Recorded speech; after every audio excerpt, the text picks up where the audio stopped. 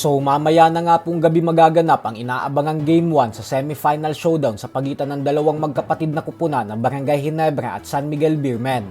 At bagamat nga po dehado ang Ginebra sa seryeng ito nang dahil sa lakas at bigat ng SMB lineup, ay tila hindi nga po dito natitinag ang Ginebra superstar na si Scottie Thompson. Sa naging interview po kasi kay Thompson ay sinabi nitong pinaghandaan na daw nila ng mabuti ang SMB at gagawin daw talaga nila ang lahat ng makakaya nila upang makapasok sa finals.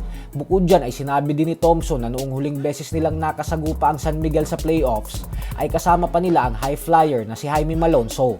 Pero ngayon umano na wala na ito ay medyo okay pa din naman daw dahil nakapag-step up naman umano yung mga pumalit kay Malonzo. Basta tulungan lang daw sila sa isa't isa at maglalaro ng magandang basketball. Proud daw siya sa kupunan niya nang dahil sa pumapalag daw sila sa lahat ng pagsubok na dumadating sa harapan nila.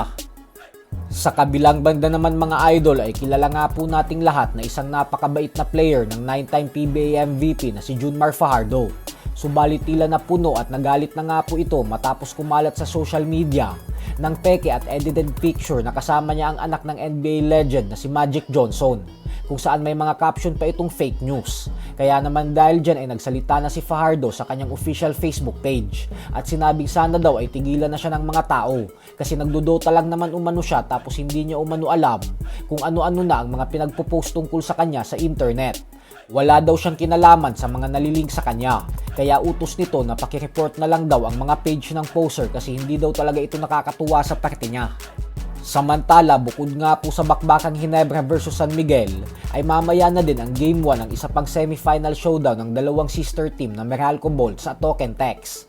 At kahit yamado ang Token Tex dito, ay buong-buo din po ang kumpiyansa ng Meralco guard na si Chris Newsome na sila ang mananaig sa seryeng ito.